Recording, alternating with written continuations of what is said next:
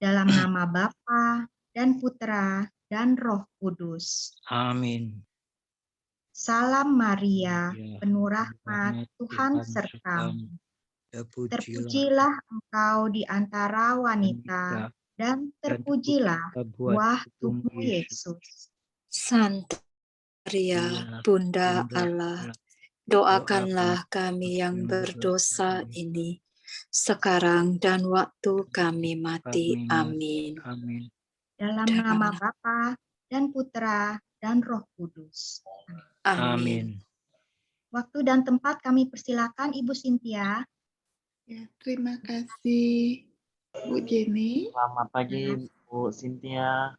Ya, Apa kabar? selamat malam Bu Apa Regina, kabar, Bu? Suster, dan semua yang hadir. Malam yang berbahagia ini kita berkumpul kembali. Akhirnya semuanya telah menjalani masa Prapaskah ini. Sudah hampir hari yang terakhir ini ya. Sudah belajar banyak semuanya. Ya, malam ini kita coba masuk kembali ke dalam ini misteri Kristus ya, yang saya ambil dari hasil Yesus dan Bunda Maria memberikan komunikasi kepada sini kata Katia, yaitu Catalina. Dia tuh stigmatis dan visionaris ya, dan bukunya sudah diizin dicetak dan setelah mendapat persetujuan dari uskup di Uskup Agung Kokab Hamba. Jadi di tahun 98 saya ngambil sedikit dia punya bagian cerita mengenai bagaimana Yesus bercerita kepadanya, sehingga kita semua boleh sama-sama merenungkan dan mengerti bagaimana perasaan Yesus di saat-saat terakhir menjelang memasuki masa sengsaranya tersebut. Ya, di sini ada 4 bagian yang diceritakannya, yaitu di mana Yesus mempersiapkan diri. Lalu yang kedua, Yesus mempersiapkan perjamuan malam terakhir. Yesus berdoa di taman. Yang ketiga ya. Yang keempat, Yesus menetapkan Ekaristi Kudus. Jadi paling tidak kita ingin juga mengetahui bagaimana Yesus merasakan dan berbicara untuk kita semua yang disampaikannya kepada Catalina. Jadi di sini kita mulai dari Yesus mempersiapkan diri, ada jiwa-jiwa yang merenungkan sengsaraku, tetapi sangat sedikit saja yang berpikir mengenai persiapanku untuk tampil di depan umum, betapa kesepianku. 40 hari yang aku lewatkan di sisi bukit adalah jam-jam yang paling menyengsarakan dalam hidupku, sebab aku melewatkannya sama sekali dalam kesendirian, mempersiapkan rohku yang akan datang. Aku menanggung lapar, haus, putus asa, dan kepahitan. Aku tahu bahwa bagi mereka itu kurbanku akan sia-sia belaka, sebab mereka akan menyangkal aku. Dalam kesendirian itu, aku mengerti bahwa baik ajaran-ajaranku yang baik, yang baru, maupun kurban-kurban serta mujizat-mujizatku tidak akan dapat menyelamatkan bangsa Yahudi yang akan menjadi pembantai Tuhan. Namun demikian, aku harus menunaikan kewajibanku, misi ilahi. Aku harus pertama-tama menanamkan benihku dan kemudian wafat. Betapa menyedihkannya hal ini dipandang dari sudut pandang manusia. Aku juga seorang manusia dan merasakan kesedihan dan penderitaan. Aku mendapati diriku sama sekali sendirian.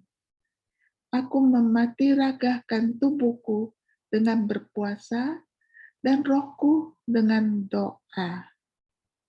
Aku berdoa bagi segenap umat manusia yang akan menyangkalku, yang akan mengorbankanku begitu banyak kali. Aku dicobai sama seperti makhluk panah lainnya. Dan setan tidak akan pernah terlebih ingin tahu siapakah manusia yang tinggal dalam kesendirian dan begitu rupa. Renungkanlah segala sesuatu yang harus aku alami agar dapat menyelamatkan manusia, agar dapat bertata dalam hatinya, agar memungkinkannya masuk ke dalam kerajaan Bapakku. Persiapan Yesus ya, yang pertama ya. Ini persiapan yang kedua, perjamuan malam terakhir. Mari kita sekarang masuk ke dalam kisah sengsaraku. Kisah yang akan mendatangkan kemuliaan bagi Bapa dan kekudusan bagi jiwa-jiwa terpilih lainnya. Malam sebelum aku dikhianati adalah malam penuh sukacita karena perjamuan malam Paskah, inaugurasi perjamuan abadi di mana manusia akan duduk, makan, menyantap diriku. Andai aku bertanya kepada umat Kristiani, bagaimanakah pendapat kalian mengenai perjamuan ini? Pasti banyak yang akan mengatakan bahwa inilah tempat sukacita mereka. Tetapi sedikit saja yang akan mengatakan bahwa ini adalah sukacitaku. Artinya sukacita Yesus. Ada jiwa-jiwa yang menyambut komuni bukan demi sukacita yang mereka alami, melainkan demi sukacita yang aku rasakan. Sedikit sekali mereka, sebab sisanya yang lainnya hanya datang kepadaku untuk memohon berkat dan rahmat. Aku memeluk segenap jiwa-jiwa yang datang kepadaku, sebab aku datang ke dunia demi memperluas kasih dengan mana aku memeluk mereka. Dan karena kasih tidak bertumbuh kembang tanpa penderitaan, sedikit demi sedikit aku mengambil kemanisan itu, membiarkan jiwa-jiwa dalam kekeringan. Dengan demikian, mereka berpuasa dari sukacita mereka sendiri demi membuat mereka mengerti bahwa fokus mereka seharusnya pada suatu kerinduan yang lain, yaitu diriku. Mengapakah kalian berbicara mengenai kekeringan? Seolah kekeringan adalah suatu tanda akan berkurangnya kasihku. Lupakah kalian bahwa andai aku tidak memberikan kebahagiaan, kalian harus merasakan kekeringan dan lain-lain penderitaan kalian. Datanglah kepadaku jiwa-jiwa, tetapi ketahuilah bahwa hanya aku yang menghendaki segalanya dan yang mendorong kalian untuk mencariku. Seandainya saja kalian tahu betapa aku sangat menghargai kasih yang tidak mementingkan diri dan bagaimana hal itu akan dikenali di surga. Oh, betapa jiwa yang memilikinya akan bersukacita. Belajarlah dariku jiwa-jiwa terkasih, mengasihi hanya demi menyenangkan Dia yang mengasihi kalian. kalian akan mendapati kemanisan dan jauh lebih banyak dari apa yang kalian tinggalkan. Kalian akan menikmati begitu banyak dari apapun yang aku buat kalian mampu lakukan. Akulah yang mempersiapkan perjamuan. Akulah santapannya. Jadi, bagaimanakah mungkin aku mempersiapkan kalian duduk di mejaku dan membiarkan kalian berpuasa? Aku menjanjikan kepada kalian bahwa barang siapa makan aku, ia tidak akan lapar lagi. Aku memberikan diriku seperti itu demi mengungkapkan kasihku kepada kalian. Dengarkanlah apa yang dikatakan para imamku, sebab mereka menggunakan perjamuan Paskah ini untuk menghantar kalian kepadaku. Tetapi janganlah berhenti pada apa yang manusiawi. Jika demikian, kalian akan meniadakan tujuan lain dari perjamuan ini. Tidak seorang pun dapat mengatakan bahwa perjamuanku telah menjadi santapan mereka apabila mereka hanya mengalami kemanisan. Bagiku, kasih bertumbuh kembang sebanyak mereka menyangkal diri. Banyak imam-imam yang demikian, sebab aku ingin menjadikan mereka pelayan-pelayanku, bukan karena mereka sungguh mengikuti aku. Berdoalah bagi mereka.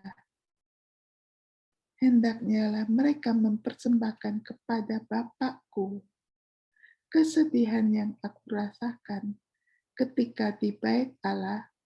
Aku membalikkan meja-meja para pedagang dan aku mengecam para pelayan pada masa itu.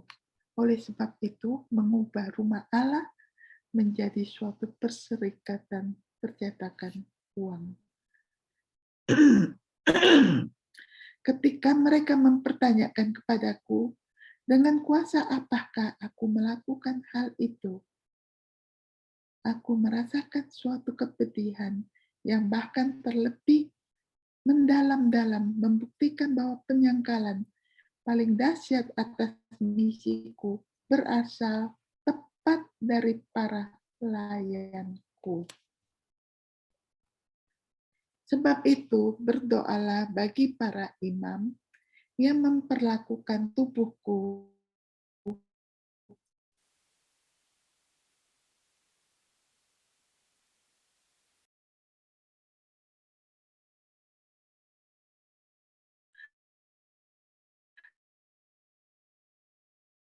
harus aku mengasihi kalian. Dan karena aku menjanjikan pengampunan segala siksa dosa.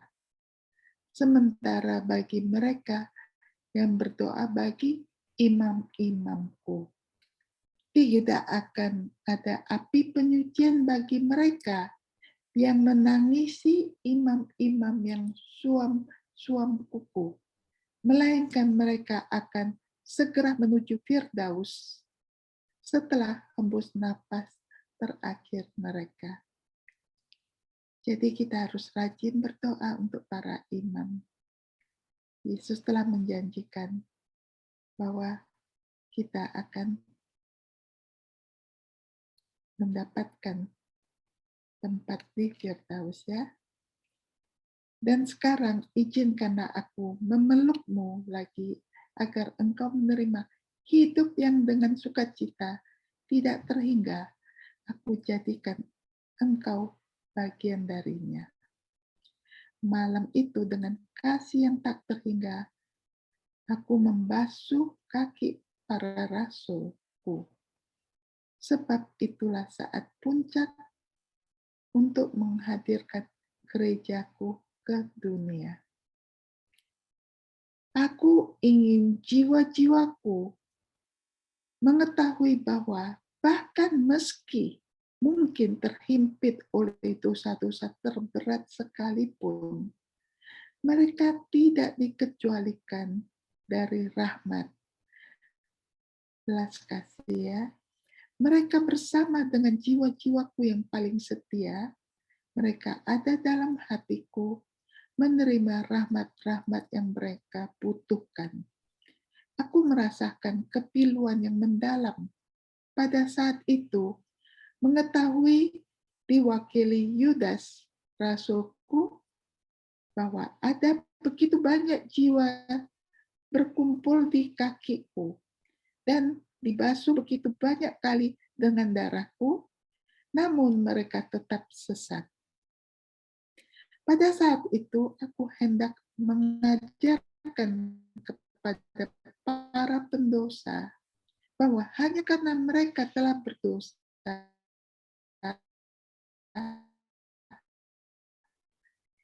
tidak sepatutnya mereka menjauhkan diri dan tidak akan pernah dikasihi sebanyak sebelum mereka berdosa. Jiwa-jiwa yang malang, ini bukanlah perasaan Tuhan yang telah mencurahkan segenap darahnya bagi kalian. Datanglah kepadaku, kalian semua, dan janganlah takut, sebab aku mengasihi kalian. Aku akan membasuh kalian dengan darahku, dan kalian akan menjadi seputih salju. Aku akan membenamkan dosa-dosa kalian ke dalam air kerahimanku, dan tidak ada lagi yang merenggut kasihku kepada kalian. Dan kasihku, aku tidak memilih engkau dengan sia-sia. Tanggapilah pilihanku itu dengan murah hati, setia, dan teguhlah dalam iman. Lemah lembut dan rendah hatilah, agar yang lain mengenali kebesaran kerendahan hatiku. Yang ketiga, Yesus berdoa di taman.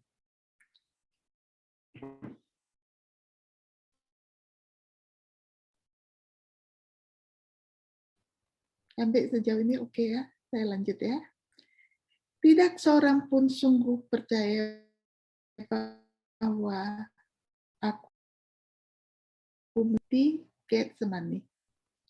Dan sedikit yang percaya bahwa aku menderita sengsara jauh lebih hebat pada jam-jam itu daripada saat penyaliban. Lebih menyakitkan sebab dengan jelas dinyatakan kepadaku bahwa dosa-dosa setiap orang dijadikan dosaku, dan bahwa aku harus bertanggung jawab atas masing-masingnya.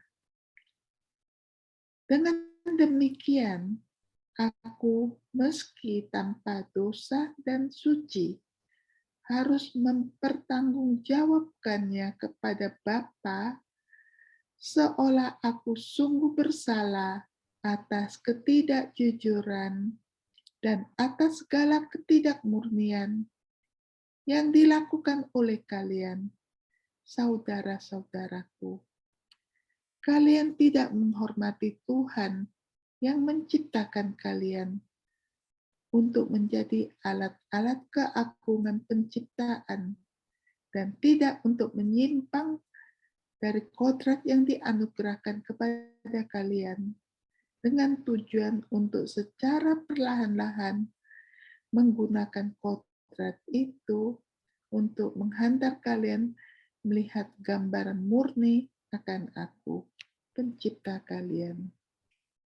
Sebab itu, aku dijadikan penyamun, pembunuh, pezina, pendusta, seorang yang cemar, penghujat, pemfitnah, dan pemberontak terhadap Bapa yang senantiasa aku kasihi. Tepat karena perbedaan yang kontras ini antara kasihku kepada Bapa dan kehendaknya yang menyebabkan aku mencucurkan keringat darah.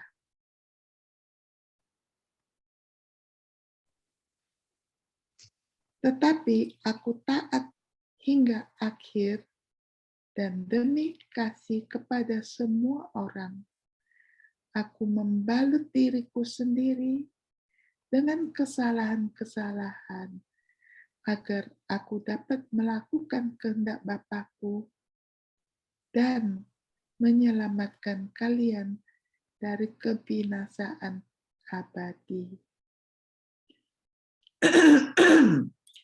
Renungkanlah betapa jauh terlebih dahsyat dari sengsara manusia yang aku derita pada malam itu. Dan percayalah, tidak seorang pun dapat meringankan penderitaan yang sedemikian. Sebab sebaliknya, aku mau malahan melihat bagaimana masing-masing dari kalian berupaya untuk menjadikan kematianku keji pada setiap saat sengsara itu ditimpahkan kepadaku karena pelanggaran-pelanggaran yang hukumannya telah aku bayar lunas. Aku rindu kalian mengetahui sekali lagi betapa aku mengasihi segenap umat manusia pada jam aku ditinggalkan dan menanggung derita yang tak terperi.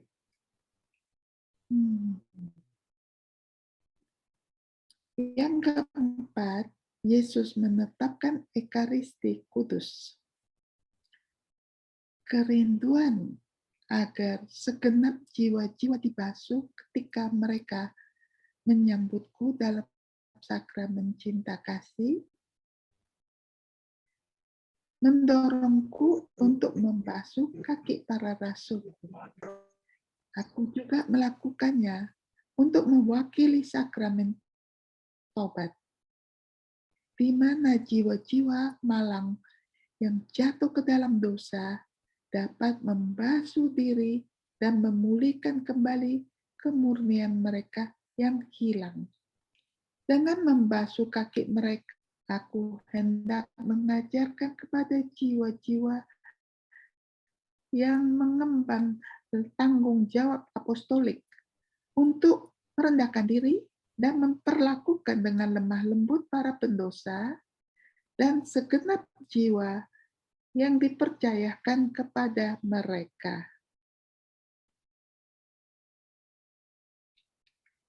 Aku mengikatkan kain pada pinggangku sendiri untuk mengajarkan kepada mereka bahwa agar dapat berhasil dengan jiwa-jiwa, orang harus mengikat dirinya dengan mati raga dan menyangkal diri. Aku ingin mereka belajar untuk saling menaruh belas kasih dan bagaimana kesalahan yang mereka dapati dalam diri sesama hendaknya disingkirkan, menutupi kesalahan-kesalahan itu, dan senantiasa memaafkan tanpa pernah menyebarkan kesalahan-kesalahan mereka. Air yang aku curahkan atas kaki para rasulku adalah cerminan dari semangat yang membakar hatiku dalam merindukan keselamatan manusia. Pada saat itu, kasih yang aku rasakan bagi manusia sungguh tidak terbatas, dan aku tidak mau meninggalkan mereka sebagai yatim piatu. Agar dapat tinggal bersama kalian hingga akhir waktu dan menunjukkan kasihku kepada kalian. Aku rindu menjadi napas kalian, hidup kalian, penopang kalian, segalanya bagi kalian. Kemudian aku melihat segenap jiwa-jiwa seturut berjalannya waktu akan diberi makan dengan tubuhku dan darahku. Dan aku melihat segala dampak ilahi yang akan dihasilkan santapan ini dalam banyak jiwa-jiwa. Darah yang tidak bernoda itu akan membangkitkan kemurnian dan keperawanan dalam banyak jiwa-jiwa. Dalam jiwa-jiwa yang lain, darah itu akan menyalakan api kasih dan semangat yang berkobar. Banyak martir kasih berkumpul pada malam jam itu di hadapan mataku dalam hatiku.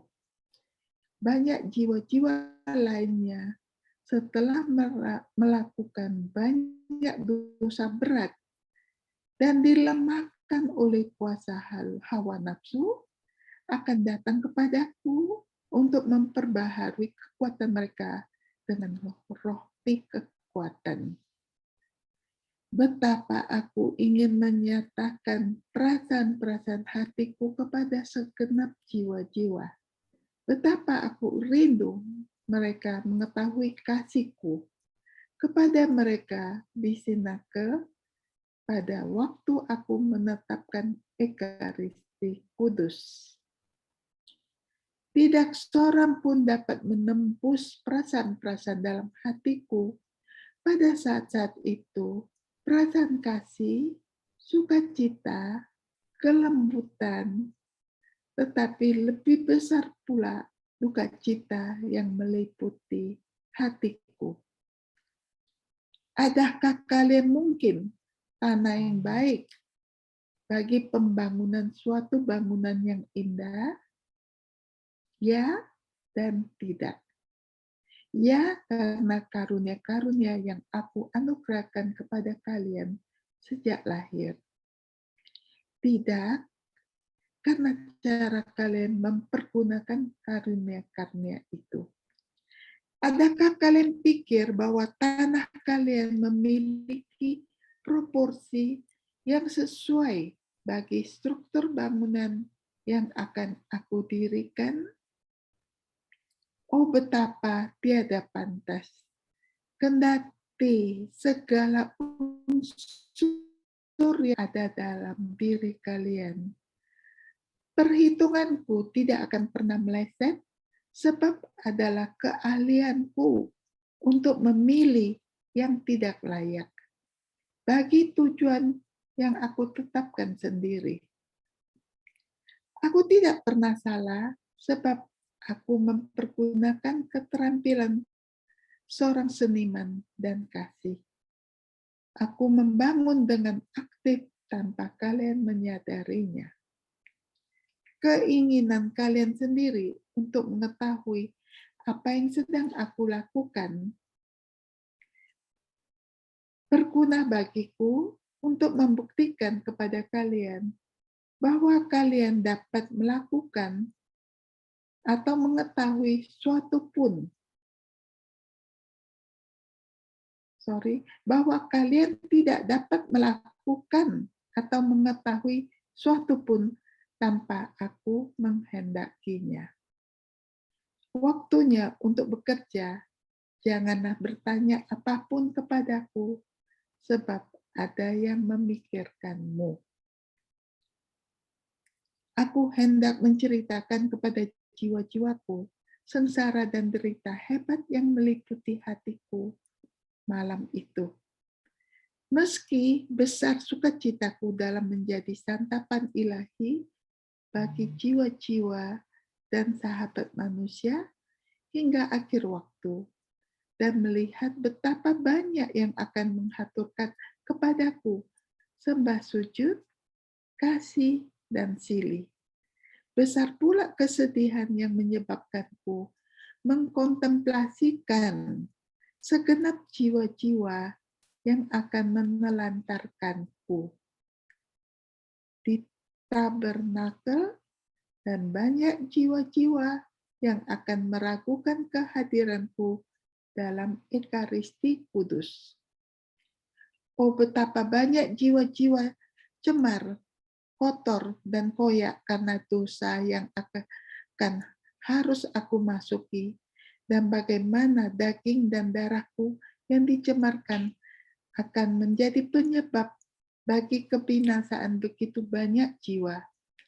Kalian tidak akan dapat memahami cara dengan mana aku mengkontemplasikan segala sakraligi, pelanggaran-pelanggaran, dan kekejian hebat yang akan dilakukan terhadapku. Begitu banyak jam-jam yang akan harus aku lewatkan seorang diri dalam tabernakel. Begitu banyak malam-malam yang panjang, begitu banyak manusia yang akan menolak panggilan kasih yang ditujukan kepada mereka. Demi kasih kepada jiwa-jiwa, aku tinggal sebagai tawanan dalam Ekaristi Kudus, agar dalam kesedihan dan penderitaan kalian dapat pergi menghibur diri dengan hati yang paling lemah lembut dari segala hati, dengan Bapa dari segala Bapa, dengan sahabat yang paling setia, tetapi kasih itu yang disantap bagi kebaikan manusia tidak mendapatkan balasan. Aku tinggal di antara orang-orang berdosa untuk menjadi keselamatan, dan hidup mereka dokter dan obat, namun mereka sebaliknya, kendati kodrat mereka yang sakit menjauhkan diri dariku, mereka menolak dan mencemooh aku. Anak-anakku, orang-orang berdosa yang malang, janganlah menjauhkan diri dariku. Aku menanti kalian siang dan malam dalam tabernakel. Aku tidak akan mencelah kejahatan-kejahatan kalian. Aku tidak akan melemparkan dosa-dosa kalian ke wajah kalian. Apa yang akan aku lakukan adalah membasuh kalian dengan darah dari luka-lukaku. Janganlah takut, datanglah kepadaku. Kalian tidak tahu betapa aku mengasihimu. Dan kalian, jiwa-jiwa terkasih, mengapakah kalian dingin dan acuh tak acuh terhadap kasihku? Aku tahu bahwa kalian harus memenuhi kebutuhan keluarga kalian, rumah kalian, dan dunia yang terus-menerus memanggil kalian. Tetapi, tidakkah kalian memiliki sedikit waktu saja untuk datang dan membuktikan kasih dan syukur kalian kepadaku? Janganlah biarkan begitu banyak kekhawatiran yang tidak berguna menarik kalian. Sisihkanlah sedikit dari waktu kalian untuk mengunjungi tawanan cinta. Jika tubuh kalian sakit, tidak dapatkah kalian meluangkan sedikit waktu untuk mencari seorang dokter guna menyembuhkanmu? Datanglah kepada Dia yang dapat memberi kalian kekuatan dan kesehatan jiwa.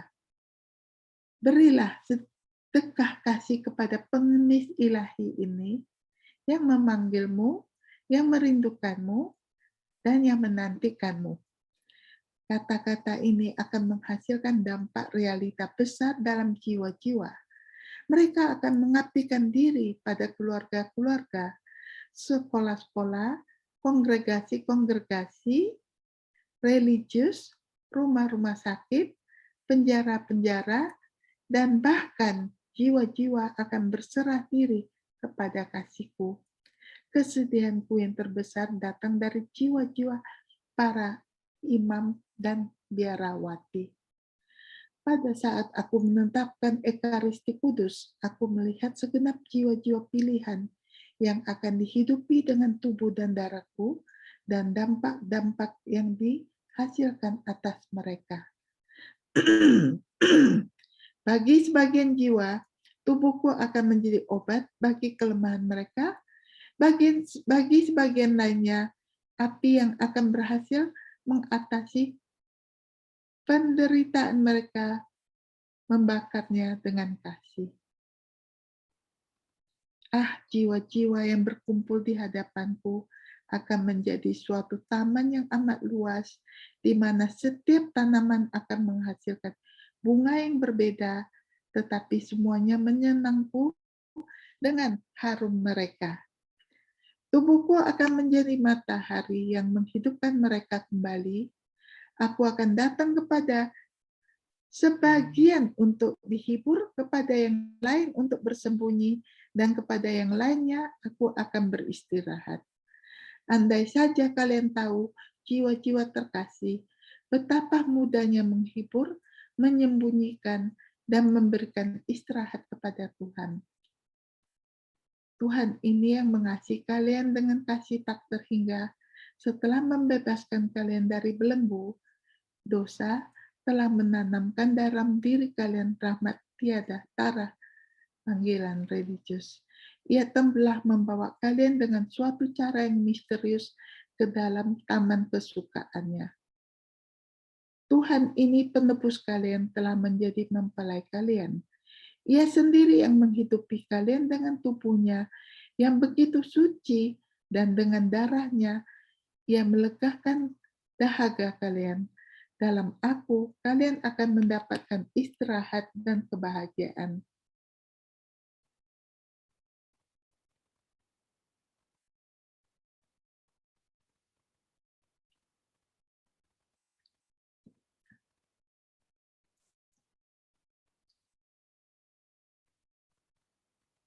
Kita sambung lagi, tinggal sedikit atau kita stop? Sepertinya waktunya udah sedikit lagi. Bisa sambung sedikit nggak apa-apa, Ibu Cynthia? Boleh ya? Ya, makasih, Bu. Oke.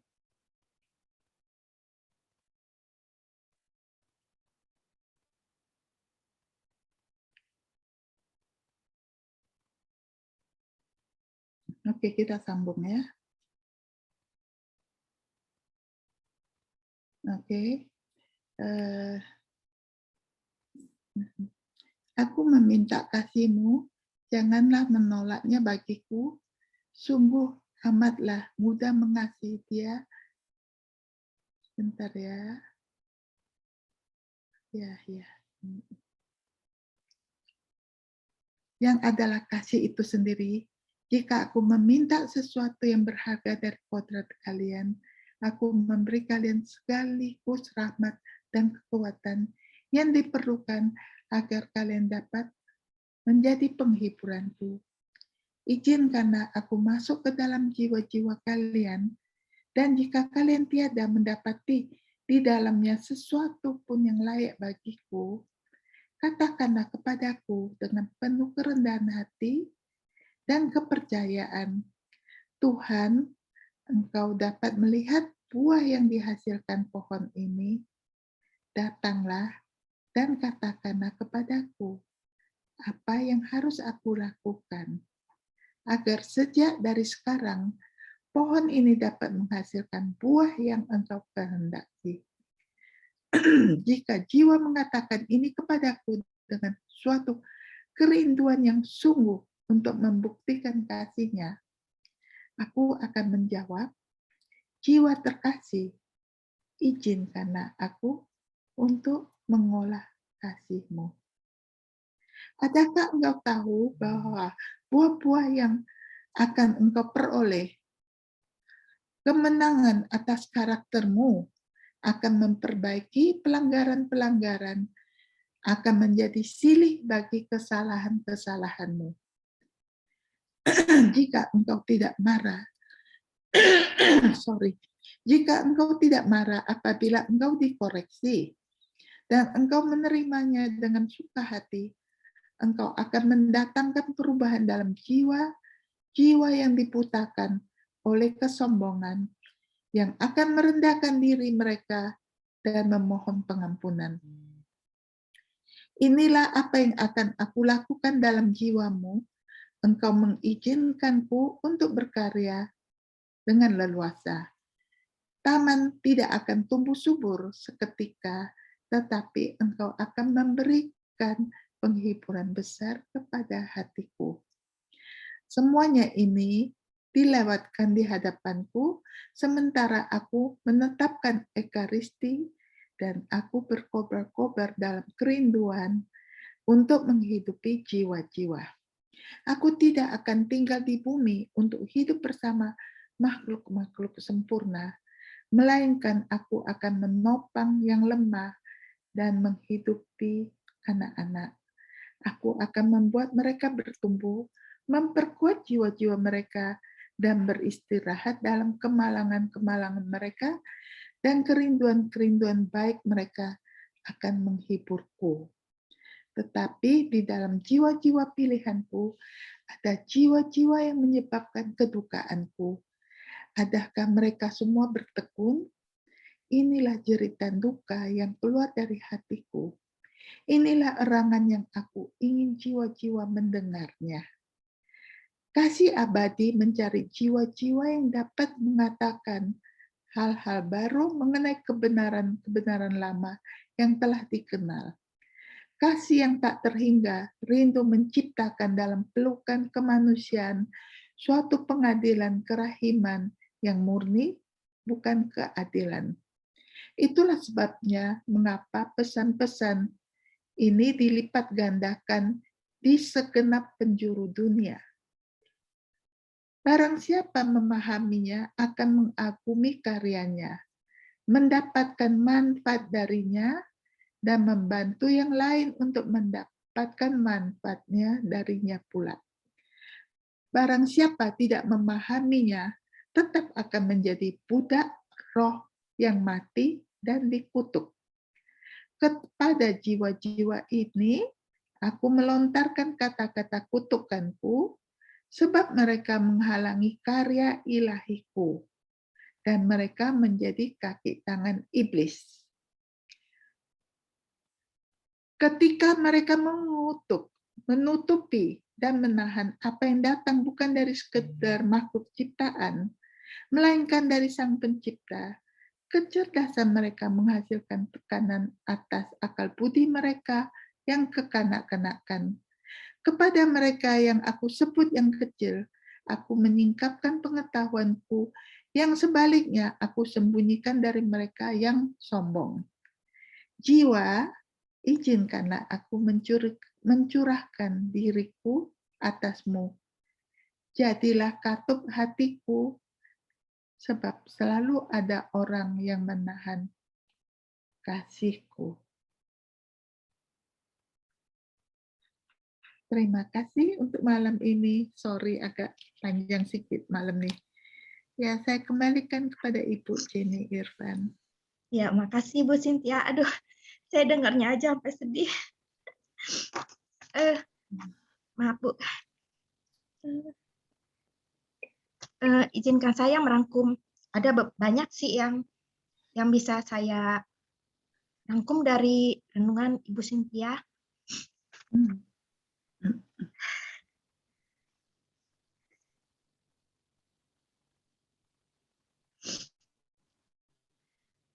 Perasaan Yesus dalam masa saat akhir. Yang pertama adalah, maaf ya Bu. Ya, nggak apa-apa Bu Jenny.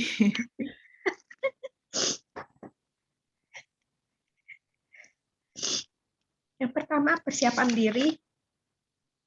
Kita merasa bahwa Yesus sebagai manusia, jadi Yesus merasa lapar, haus, putus asa, dia juga sedih, menderita. Itu dari sudut pandang manusia. Kemudian yang kedua, dalam perjamuan terakhir, di mana kisah sengsara Yesus untuk memuliakan Bapa dan jiwa-jiwa terpilih lainnya. Kemudian Yesus merasa ada sedikit yang datang untuk menyatakan sukacita. Lebih banyak yang datang untuk memohon berkat dan rahmat. Tapi sebenarnya dalam perjamuan terakhir, itu Yesus yang menyiapkan jamuan dan Yesuslah santapannya. Itu yang poin pentingnya. Kemudian ada kasih tidak tumbuh berkembang tanpa penderitaan. penderitaan itu timbul di mana kita dapat menyangkal diri kita. Kemudian, rajin berdoa untuk para imam, di mana kita nanti akan dapat ditempatkan di Firdaus. Dan untuk para pendosa, janganlah menjauh dari Yesus, karena Yesus benar-benar mengasihi kita semua. Kemudian yang ketiga, waktu Yesus berdoa di Taman Getsemani, di situ Yesus menderita sengsara yang jauh lebih hebat daripada saat penyaliban. Di mana dosa-dosa setiap orang itu menjadi dosa Yesus dan menjadi tanggung jawab dari Yesus. Di sana Yesus mencucurkan keringat darah. Tetapi Yesus tetap taat sampai akhir dan mau melakukan kehendak Bapaknya untuk menyelamatkan kita, orang berdosa. Dan yang terakhir adalah untuk saat menetapkan Ekaristi Kudus, di mana Yesus membasuh kaki para murid, dan ini mencirikan bahwa para murid mengemban tanggung jawab tugas, tetapi tetap diminta untuk rendah hati dalam melayani dan mengajarkan dalam belas kasih, memaafkan, dan tidak menyebarkan kesalahan orang lain. Yesus juga rindu untuk memberitahukan kasih-Nya, sukacitanya, dan kelemah lembutannya. Dan ini yang paling menyentuh ya Bu Cynthia. Jangan meragukan kehadiran Yesus dalam Ekaristi Kudus. Yesus tinggal dalam hidup manusia untuk mendapatkan keselamatan dari keselamatan jiwa-jiwa. Yesus juga minta waktu sedikit saja agar kita dapat dan mau untuk mengunjungi Dia. Yesus menanti kita dalam tabernakel.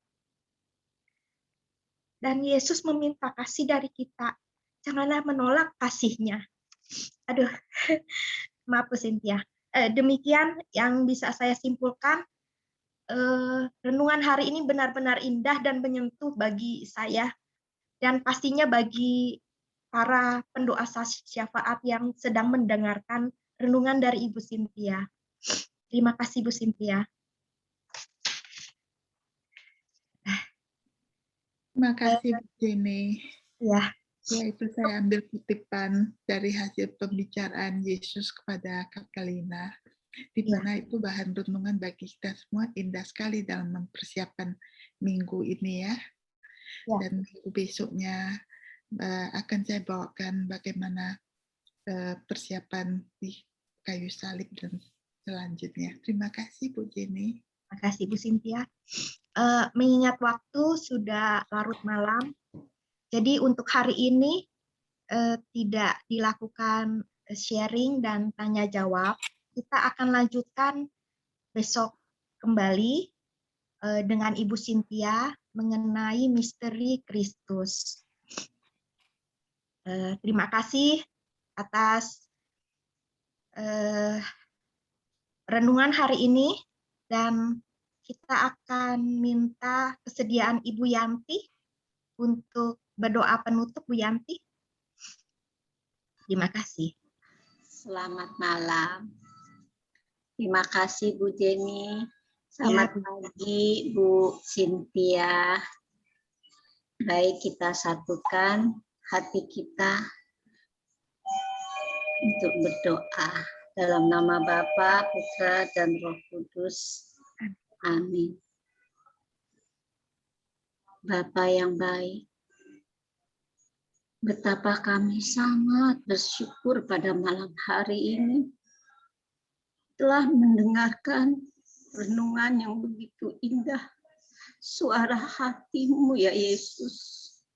Terima kasih di masa Prapaskah yang indah ini kami boleh menerima rahmat yang begitu besar yang daripada-Mu.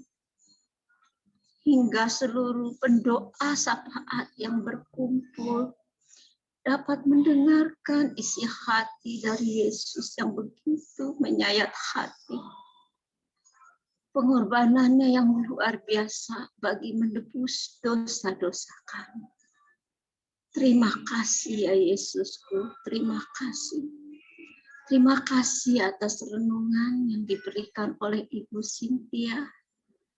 Kiranya ya Bapak, berikanlah Ibu Cynthia kesehatan selalu, agar dia lebih lagi mendapatkan hikmat yang daripadamu, hingga dapat membagikannya kepada kami semua